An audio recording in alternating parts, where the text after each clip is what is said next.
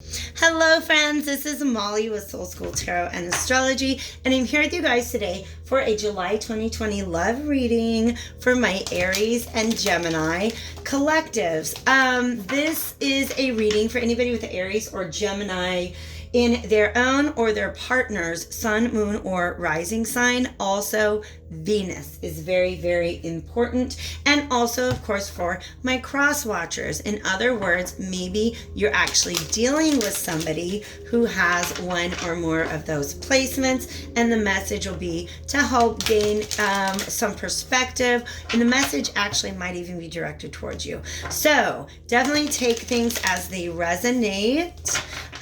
Please understand that relationship roles might be reversed. Oof, you guys, this might be a reading for couples, but I'm not sure. Let me go ahead and see what comes out. All right. So real quick, I do also want to say a lot of the themes that have been coming up in this reading cross over with themes that we saw in my full moon lunar eclipse in Capricorn readings.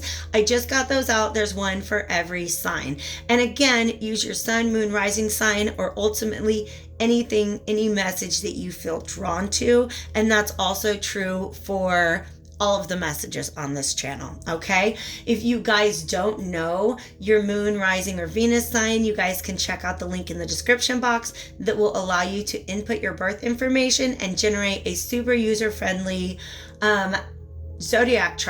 birth chart, so you can begin to explore your personal astrology. You can also hit me up for a professional interpretation of that birth chart or a personalized tarot reading. You can now book those online at www.soulschooltna.com. If you guys run into any problems there, hit me up at why did I say that? No, hit me up at soulschooltna@gmail.com. You guys, I'm already channeling messages. Thank you for sitting through the introduction. I'm ready to get into this. I want about 2 or 3 more cards to help me understand why this 10 of Cups is reversed. For my Aries, oh, there's a lot of energy. Okay, we're going to do this. For my Aries and my Gemini sun, moon, and rising signs, there's some deep healing needed, you guys. For some of you, this is within the context of a relationship that you're in, or you can interpret it as having to do with your general ideas about relationships in the bigger picture of things, okay? In other words, what is an ideal relationship? What is the best relationship for you? What would it take for you to be happy and feel emotionally fulfilled in a relationship? But like I said, for some of you guys, this is a relationship that you're actually in. There is some really deep, I don't even want to say deep healing necessarily about something that has gone on between 2 people, but the energy that I get is that there's deep healing needed within that is going to make achieving this 10 of Cups a lot more possible, whether it is in the future or in a current relationship. All right. Some of you guys are literally just tired. In fact, all 3 of these represent tired to me in different ways, okay? The 4 of Swords can literally mean somebody who's not sleeping at night, or somebody who in their waking hours, whenever they come across a certain topic, they tend to ruminate.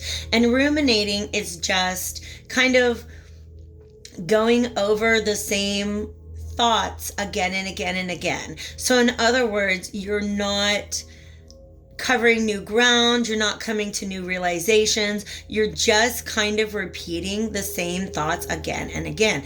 I want to let you guys know what's happening off screen right now. I don't very often experience physical and behavioral message. I don't even know how you would describe that, but sometimes while I'm channeling messages, my hands start doing things that don't make perfect sense to me, but they might make sense to you. And what I was doing is I was just kind of like scratching my skin like that. To me, that feels like it is an anxious energy, like repeating thoughts, the same thoughts over and over and over and over again. Okay? And so I want to give you a great big hug right now. Ground yourself to the earth. Right now, if this feels like this is your message and you feel that feeling that I just had, I want you to take a moment and imagine that there are roots growing out of either your feet or your root chakra, and just plant them right into the earth. Let yourself feel anchored into the earth. Say, I am grounded, I am safe, I am secure. And from this place, I am ready to proceed. All right? So, also, if you have any grounding stones, anything black, or red and petrified wood. I almost grabbed some right before this reading. I felt a nudge to grab my petrified wood, and I did not. But that came ahead of this reading as a recommendation to you guys. This Nine of Wands is almost like... it's just exhaustion. I feel like it's almost like these thoughts are beating you up and you're just so tired of it, you can't even take it anymore. It's exhausted. You're tired of thinking these same thoughts. And it's just kind of going in circles in your head. It's got you to this point where it's almost like no new thoughts can come in. No new thoughts can come in. All right? Also doing some work on the third eye chakra, trying to open that up as much as possible might be really important for you guys right now, because that also just moon, okay? That's how you get access to your moon space. And to me, your moon space is, it's a place where you can receive intuitive messages as opposed to these logical, practical thoughts that keep circling around your mind right now.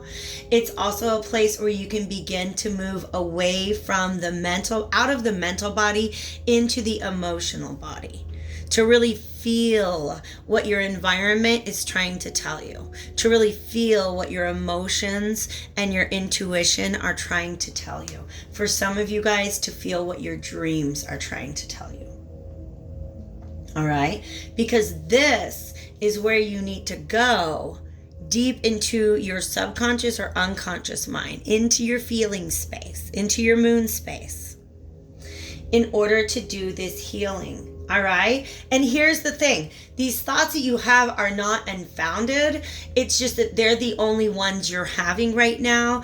And the universe, your guides, ultimately, your whole spirit crew wants to give you an opportunity to balance those thoughts against what it is that you're feeling and what your intuition is trying to tell you. This is also saying that these repetitive thoughts to me, and that all has to do with either a relationship that you're in that's not working, or the general idea of why relationships have not worked for you in the past, okay? For some of you guys, the key to unlocking this mental gridlock is to get deep down, to dive down into the feelings, okay? The Five of Cups has to do with loss and sadness, okay? We got the Knight of Pentacles, Seven of Cups, and the High Priestess. Absolutely. So you're stuck in this energy where your mind is playing out different scenarios, but your intuition has the ability to tell you which of those scenarios are realistic and which ones are not. So I would like clarification on why the Ten of Cups is reversed, please, Spirit. If this does not feel like what you're going through internally, but you are in a partnership where you're just not able, like you can tell that your partner's not happy. Like I said, I got a really strong feeling that cross watchers might need to see this. So you might be involved in a relationship with somebody who needs to do this work, and what they need from from their partner at this time is probably space, definitely a space of non-judgment, and probably some reassurance, okay? So, I'd like to know why this Ten of Cups is reversed, please, Spirit.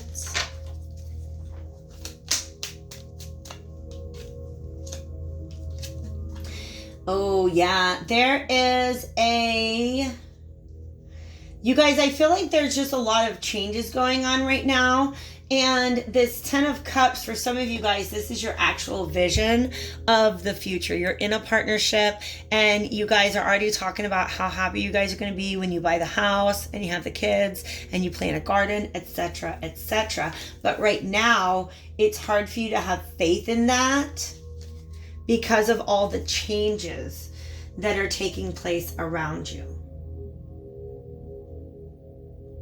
For some of you guys, and this is a small subset of you, this Horseman of Wands is somebody that you're partnered with who doesn't do a very good job maybe of channeling their passions and their energies, and sometimes it just comes out in a way that like triggers you. And you're being asked to go within and heal whatever it was that initially caused that wound, because it's less about this person and more about where that wound came from. All right. Can I get any clarifiers on the second row, please, Spirit? Thank you so much. Clarifiers on the second row. Some of you guys, you are, ooh, let's do that. Some of you guys, this is a situation where you believed in this Ten of Cups energy only for the like this sort of weird like player energy to come out of nowhere. Yes.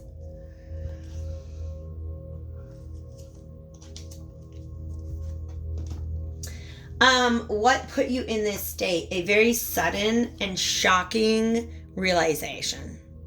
Okay?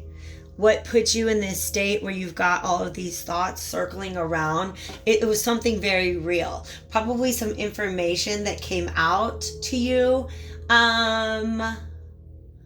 Possibly about some deception, or maybe even the realization that you had been deceiving yourself previously.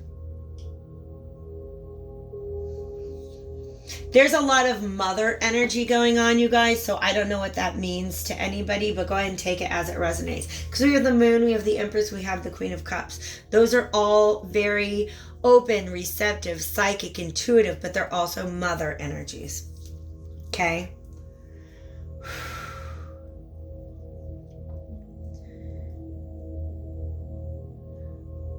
Whatever information you received, it might have been, like I said, it's the realization of some sort of deceit, deception, manipulation, or self-serving behavior, all right? So this information became clear, and it was like a shock out of the blue. Nobody saw that coming. So I feel like that's what triggered this state of these thoughts repeating again and again and again. But what your higher self really wants you to know is that you have everything that you need to navigate through, like what to do with this information using your intuitive space.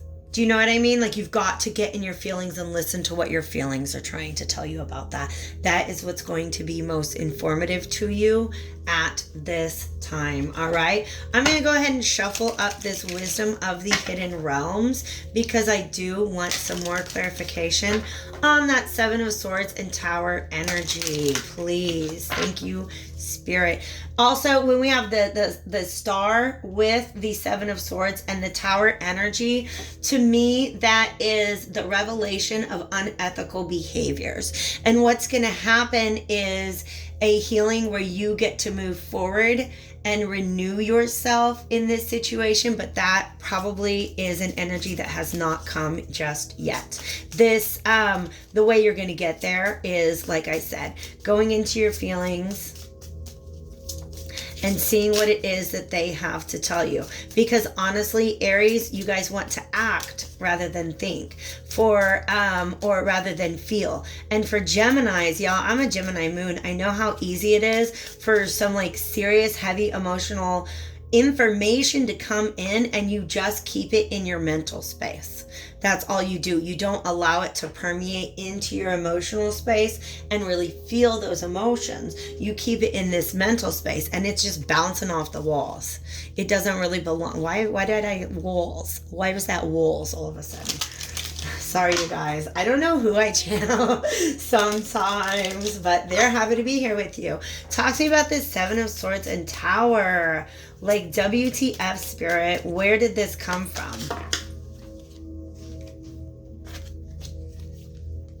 Ooh, the Metal King. I don't like the Metal King. I'm sorry, but he's been coming up a lot. And to me, it represents a very low vibrational energy. It represents to me somebody that is so hurt that they don't even realize how their actions that are set up to protect them actually hurts themselves and others, okay?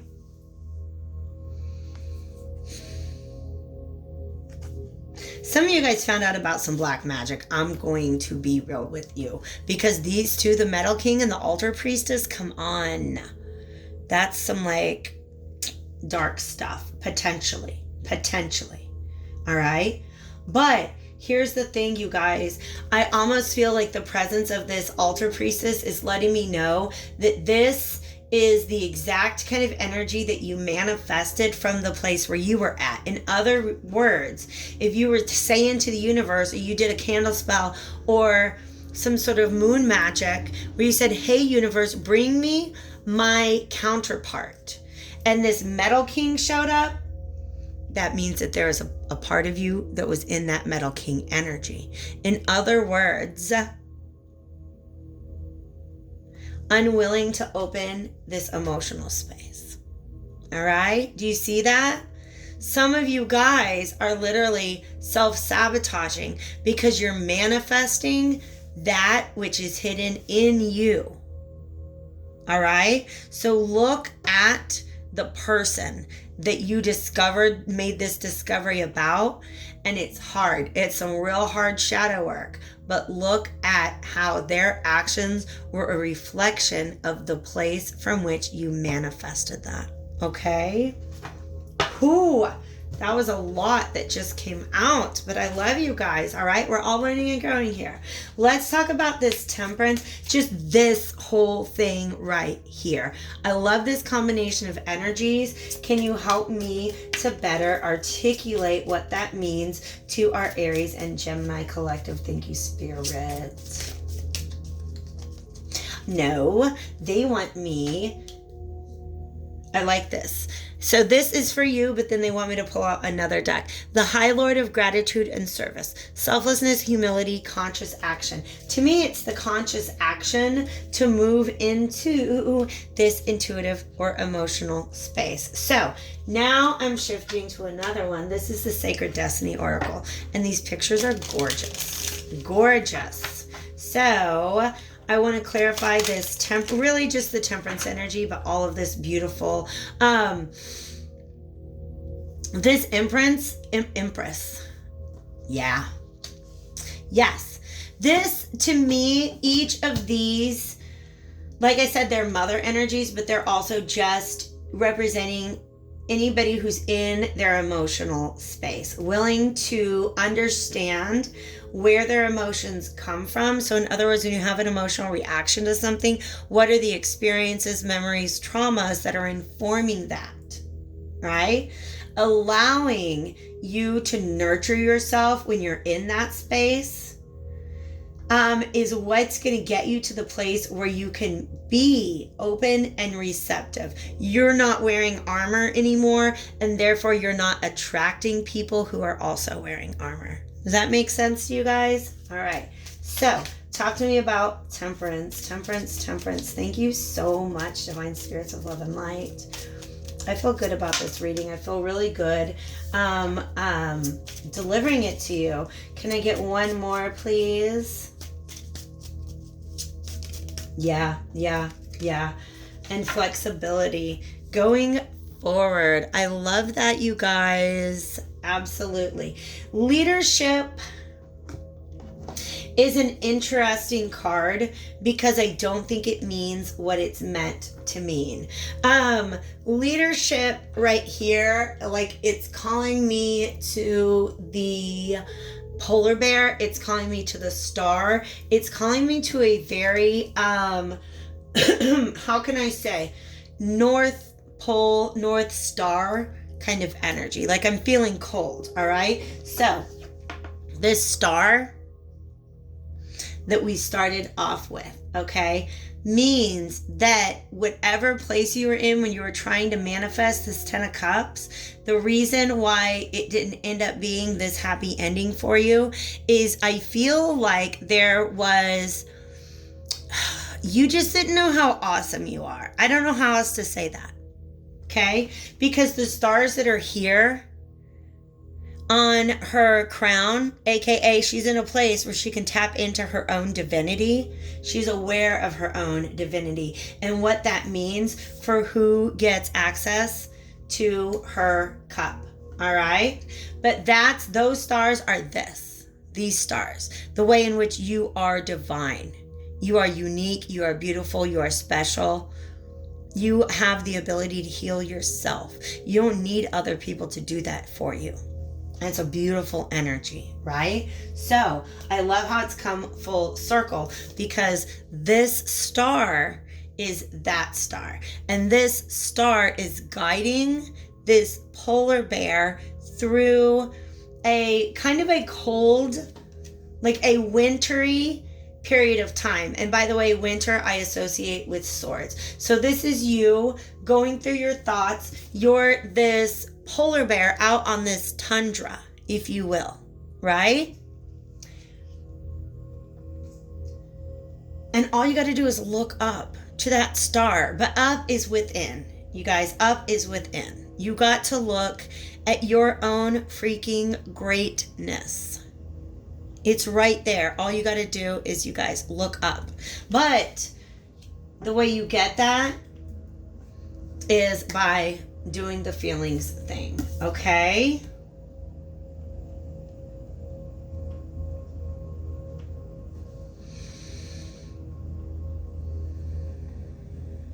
Flexibility. You guys, I don't know why I suddenly,